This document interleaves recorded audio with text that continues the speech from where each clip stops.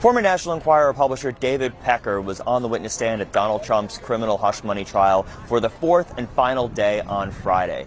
This was really an opportunity for Trump's lawyers to dig in on what Pecker has been saying all week when prosecutors were questioning him. They got Pecker to acknowledge that the, quote, hush money cover-up involving catch and kill, the way that tabloid newspapers would find stories and then suppress them by buying the rights to them, that was not unique to Trump. On cross-examination, Pecker acknowledged that he looked out for other people, celebrities, Arnold Schwarzenegger, that he used stories about famous people to leverage them to do other things that he wanted, like interviews and cover shoots.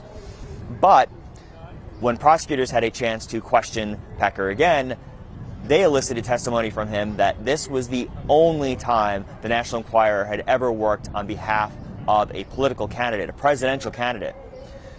When asked if this had happened before, Pecker said no, Donald Trump was the only one.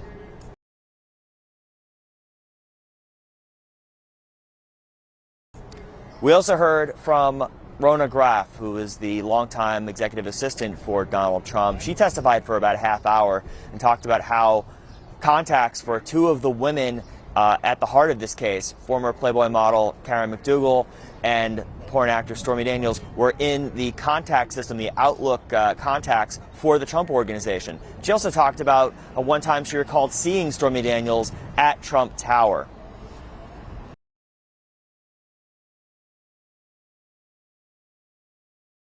One moment in the courtroom, Rona Graff testified for about a half hour. She was Donald Trump's longtime executive assistant. She worked for him for several decades. She retired in 2021, and as she was leaving the courtroom, they had a pleasant exchange.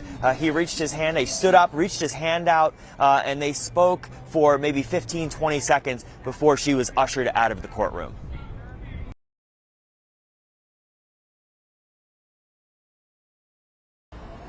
The last witness called by prosecutors on Friday was a banker who worked with Michael Cohen from about 2015 to 2018 or 2019, and he helped set up bank accounts for limited liability companies that prosecutors say Cohen used to facilitate payment to Stormy Daniels. The first company he set up when he was looking to acquire the rights to Karen McDougal's story. She alleged an affair with Donald Trump, and then right before the election in 2016, an arrangement was made by Cohen to pay Stormy Daniels $130,000 for the rights to her story, which claims a extramarital sexual encounter with Trump in 2006.